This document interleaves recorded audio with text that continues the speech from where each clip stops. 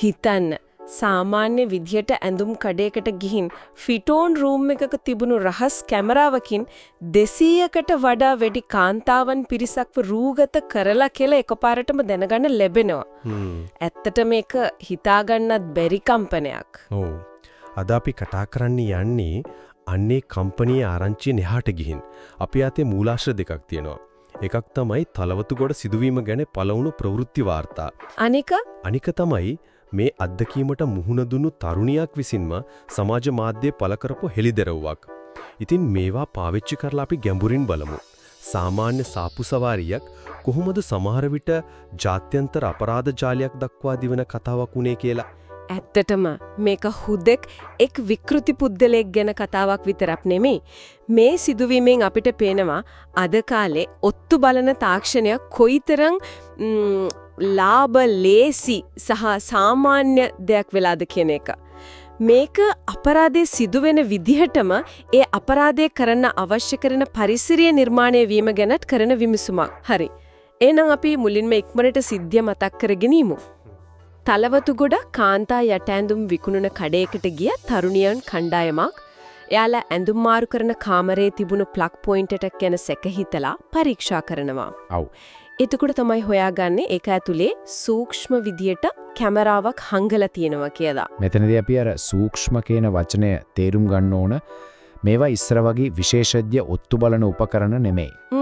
අද ඕනෑම කෙනෙකුට ඔන්ලයින් වෙළඳසැලකින් හරිම අඩු මුදලකට ගන්න පුළුවන් ගැජට් එකක්.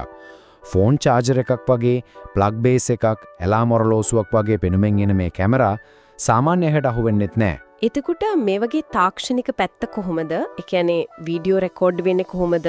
ඒක බලන්නේ කොහොමද? ඔතන තමයි මේකේ භයානකම පැත්ත තියෙන්නේ. මේ බොහෝ උපකරණ Wi-Fi පාසුකමක් එක්ක එන්නේ. ඒ කියන්නේ අපරාධකරුට ලෝකේ කොහේ හිටියත් තමන්ගේ ජංගම දුරකථනයෙන් සජීවීවම ඒ කැමරාවෙන් පේන දර්ශන බලන්න පුළුවන්. ඒ කියන්නේ රියල් ටයිම් බලන්න පුළුවන්. ඕ සමහර විට වීඩියෝ එක ඒ උපකරණයේ මතකේ සතහන් වෙන්නවත් නැතුව කෙලින්ම ක්ලවුඩ් සර්වර් එකකට අප්ලෝඩ් වෙනවා වෙන්න පුළුවන්. එහෙම වුණොත් ඒ වීඩියෝ මකාඩාන එකත් හිතන තරම් ලේසි නෑ. ඒ කියන්නේ වින්දිතයාඩි පාලනයෙන් සම්පූර්ණයෙන්ම පිටට ඒ දර්ශන ගිහින් ඉවරයි. ඒක නම් ඇත්තටම භයානකයි. ඉතින් මේ තරුණියන් කැමරාව හොයාගත්තට පස්සේ ඕවන් එක වීඩියෝ කරනවා සාක්ෂි එක්කම කඩේ අයිතිකරුවට කතා කරනවා. ඔහුගේ ප්‍රතිචාරය තමයි මේ කතාවේ තවත් පුදුම හිතෙනව තැනක්. මොකක්ද යා කියන්නේ? මුලින්ම හරිම සැහැල්ලුවෙන් කියනවා පොලිසියට කියන්න කමක් නැහැ කියලා. ඊට පස්සේ කියනවා ඒක හයි කළේ එයාගේ ආරක්ෂාවට කියලා. මගේ ආරක්ෂාවට? ඔව්. ඔය ප්‍රතිචාරය මනෝවිද්‍යාත්මකව හරිම වැදගත්. මගේ ආරක්ෂාවට කියන එක. ඒක කොහෙත්ම තාර්කික නෑ. කිසිම තර්කයක් නැහැ. කාන්තා ඇඳුම් මාරු කරන කුටියක කැමරාවක් සවි කිරීමෙන් හිමිකරුට ලැබෙන ආරක්ෂාව මොකද්ද? ඒකෙන් පේන්නේ වරදක් කරලා අහුණාම ඒ මොහොතේ ගොතන තමන්ව නිර්දෝෂී කරන්න දරන බොළඳ උත්සාහයක්. ඒ වගේම අර පොලිසියට කියන්න කියන එක. ඕ ඒක සමාගිත ඔහු හිතන්න නැති සාක්ෂි නැති නිසා හෝ මේ තරුණියන් බය වෙලා පැමිණිලි නොකර ඉඳී කියලා. ඒක අභියෝගයක් වගේ. තත්ත්වේ බාල්දු කිරීමක් හරියටම. නමුත් ඔවුන් සැලුනේ නැහැ.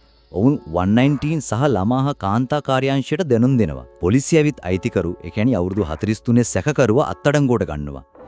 ඊට පස්සේ තමයි මේ කතාවේ අසල් පරිමාණය එළියට එන්නේ. මොනවද හොයාගන්නේ? ඕගේ දුරකථනයෙන් කාන්තාවන් ඇඳුම් මාරු කරන වීඩියෝ දර්ශන 200කට වඩා හමු වෙනවා. 200කට වඩා? ඔව්. ඒ විතරක් නෙමෙයි. නාන කාමරයක රූගත කරපු දර්ශනත් ඒ අතර තියෙනවා. ඔන්න ඔතනින් තමයි මේ සිදුවීම එක්වරක් සිදු අත්වැරද්දක් කියන තැනෙන් ක්‍රමානුකූලව කරගෙන ගිය අපරාධයක් කියන තැනට එන්නේ. ඒක ඇත්ත.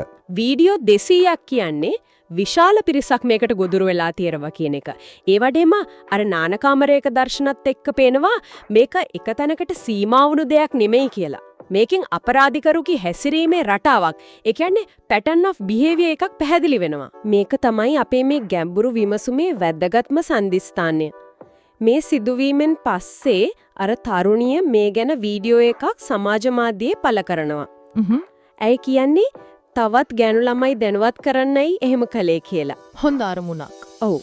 ඒ වීඩියෝ වලට ලැබෙන ප්‍රතිචාරයක් එක්ක මුළු කතාවම වෙනස්ම පැත්තකට හැරෙනවා. ඒ කොහොමද? ඒ වෙළඳ සැලේම කලින් වැඩ කරපු කෙනෙක් ඇයට පණිවිඩයක් එවනවා. ඒකේ තියෙන්නේ මේ වීඩියෝ මැලේසියාවට විකුණනවා කියන එක. මොකක්? ඒ විතරක් නෙමෙයි. සේවිකාවන්ටත් නයිට් ඩ්‍රෙස් වගේ ඇඳුම් මැඳලා ඡායාරූප එවන්න කියලා බලපෑම් කරලා තියලවා කියලා තේකේ සඳහන් වෙනවා. හරි. එතකොට මේක සම්පූර්ණ වෙනස් කතාවක්. ඕ මේ තොරතුරුත් එක්ක අපි බලන් හිටපු මුළු පින්තූරේම සම්පූර්ණයෙන්ම වෙනස් වෙනවා. මේක තවදුරටත් එක පුද්ගලයෙක්ගේ විකෘති ආශාවක් පිනව ගැනීමක් විතරක් නෙමෙයි මේක පිටිපස්සේ සංවිධානාත්මක ජාවාරමක් තියෙන්න පුළුවන්ද කියන ප්‍රබල සැකය මතුවෙනවා. ජාත්‍යන්තර බෙදාහැරීමේ ජාලයක් ගැන කතාවක් මේක. මාකට් එකක් තියෙනවා. මේ දර්ශන විකිණීමෙන් විශාල මුදලක් උපයන්න පුරුවන්. මැලේසියාවට විකුණනවා කියන කතාව ඇත්තනම් ඒකින් අදහස් වෙන්නේ මේ සැකකරු තනියම වැඩ කරන කෙනෙක් නෙනි. ඔහු මේ ජාලයේ එක පුරුගක් විතරක් වෙන්න පුරුවන් කියන එක. ඒටල පුලිස් විමර්ශන දැන් මේ පැත්තට යොමු වෙන්න ඕන. අනිවාර්යෙන්ම. ඒ වගේම සමාජ මාධ්‍යයේ කාර්යභාරය ගැන අපි කතා කරන්නම ඕන. මේ තරුණිය වීඩියෝ පළ නොකළා නම් ඔව්. මේ ජාත්‍යන්තර සම්බන්ධය ගැන තොරතුරු සමහරවට කවදාවත් එළියට එන්නේ නැති වෙන්න තිබුණා. ඇත්ත. ඒක එක පැත්තක්. ඒත් මේ වගේ සමාජ මාධ්‍ය යුක්තිය ඉදු කරගන්න යාම යම් අවදානමකුත් තිනු නේද? අනිවාර්යෙන්ම ඒකේ පැති දෙකක් තියෙනවා. එක පැත්තකින් දැනුවත් කිරීම, තොරතුරු වේගයෙන් ව්‍යාප්ත වීම සහ නීතිය ක්‍රියාත්මක කරන අංශවලට පීඩනයක් එල්ලවීම වගේ වාසි තියෙනවා. අපේ කතාවේ වගේම තවත් සාක්ෂි එළියට එන්නත් ඒක උදව්වා. ඔව්. නමුත් අනිත් පැත්තෙන් වින්දිතයාටම නැවතවරක් දෝෂාරෝපණ එල්ල වෙන්න, වික්ටිම් බ්ලේමින් වලට ලක් වෙන්න, අන්තර්ජාලය හරහා හිරිහර වෙන්න තියෙන ඉඩකඩත් වැඩි. ඒකත් ඇත්ත. ඒ වගේම නීතිමය ක්‍රියාමාර්ගයකට යද්දී සමාජ මාධ්‍යපල කරන දේවල් නඩුවට බලපෑම් කරන්නත් පුළුවන්. ඒක හරියට දෙබිඩි කඩුවක් වගේ. හැබැයි මිනිස්සු සමාජ මාධ්‍යට යන්නේ බොහෝ විට නිල ක්‍රියාමාර්ග ගැන විශ්වාසයක් නැති නිසා. ඒකෙන් පේන්නේ පද්ධතිය තියෙන අඩුපාඩුව. ඒ තරුණියත් හැමෝගෙම ඉල්ලන්නේ මේ වගේ දෙයක් දැක්කොත් කට වහගෙන ඉන්නපා ගිහින් පැමිණිලි කරන්න කීලා. මොකද නිහඬව ඉන්න එකෙන් වෙන්නේ අපරාධකාරියෝ තවත් දිරිමත් වෙන එක විතරයි. ඒ පණිවිඩය අතිශයින්ම වැදගත්. මොකද මෙවැනි අපරාධවලදී අපරාධකරුගේ ප්‍රධානම ආයුධය වෙන්නේ වින්දිතයාගේ ලැජ්ජාව සහ නිහඬ බව. සමාජයෙන් මොනවා කියයිද කියන බය නිසා ගොඩක් අය මේවා හංග ගන්නවා. නමුත් ඒ නිහඬ බව බින්දලා සාක්ෂි ඇතුව ඉදිරිපත් වෙන එක තමයි මේ වගේ අපරාධ ජාලයෙන් නවත්වන්න තියෙන එකම ක්‍රමය. ඉතින් අපි මේ මුළු සිදුවීමම එකට ගත්තම මේකෙදී අපිට පේන ස්තර කීපයක්. මතු පිටින් තියෙන්නේ එක පුද්ගලයෙක්ගේ අපරාධයක්. ඊට යටින් තියෙනවා ඕනාම කෙනෙකුට පහසුවෙන් ලබාගත හැකි තාක්ෂණීය අවභාවිතය. ඊටත් යටින් සමහර විට මේ සියල්ල සම්බන්ධ වෙන ජාත්‍යන්තර අපරාධ ජාලයක්. මේ සියල්ල හෙළිදරව් වෙන්න පටන් ගන්නෙ එක් තරුණියකගේ පරීක්ෂාකාරී බව සහ ධෛර්යය නිසා. මගේ විශ්ලේෂණයට අනුව මේ සිදුවීමෙන් අපිට සමාජයක් විදියට ඉගෙන ගන්න පාඩම් කීපයක් තියෙනවා. එකක් තමයි පෞද්ගලිකත්වයේ ආරක්ෂාව තවදුරටත් Tamanගේ පෞද්ගලික වගකීමක් විතරක් නෙමෙයි කියන එක. ඒක පැහැදිලි කරන්න පුරුවන්ද? අපි යන එන තැන්වල ව්‍යාපාරික ස්ථානවල හිමිකරුවන්ට Tamanගේ පාරිභෝගිකයන්ගේ සහ සේවකයන්ගේ පෞද්ගලිකත්වය ආරක්ෂා කිරීමේ නෛතික සහ සදාචාරාත්මක වගකීමක් තියෙනවා. හරි. ඒ වගේ තැන්වල ආරක්ෂක කැමරා සවි කරනවා නම් ඒ ගැන පැහැදිලිව දැනුම්වත් කළ යුතුයි. රහස් කැමරා සවි කිරීම කියන්නේ බරපතල අපරාධයක්. ඒ වගේම මේ සිදුවීම පටන් ගත්තේ කෙනෙක් තව කෙනෙක්ට පරිස්සම් වෙන්න කියලා දුන්නු පොඩි උපදෙසකින්. ඒකෙන් තමයි මේ මුළු සිදුවීමම හෙළිදරව් වෙන්නේ. ඔව් ඒකෙන් පේනවා සාමූහික දැනුවත් භාවයේ, ඒ කියන්නේ කලෙක්ටිව් අවෑර්නස් එකේ වැදගත්කම.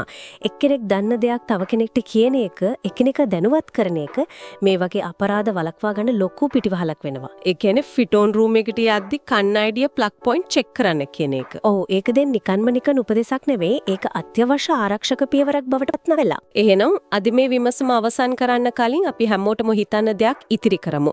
මේ සිදුවීම අපිට පෙන්눔 කරනවා තාක්ෂණය පාවිච්චි කරලා කෙනෙකුගේ පෞද්ගලිකත්වය උල්ලංඝනය කරන එක කොයිතරම් පහසුද කියලා. මෙවැනි ලෝකයක තමන්ගේ ආරක්ෂාව තමන්ම සලසා ගැනීම කියන පුද්ගලික වගකීම සහ ව්‍යාපාරිකයන්ට හා නීතිය ක්‍රියාත්මක කරන ආයතනවලට පැවරෙන සමාජ වගකීම් අතර තියෙන සීමාව ඇත්තටම තියෙන්නේ කොතනද? එක් අයෙකුගේ සුපරීක්ෂාකාරී බව හැමෝගෙම පොදු දැනුවත් භාවයක් බවට පත් වෙන්න තව කොච්චර සිදුවීම් වෙන්න ඕනේද?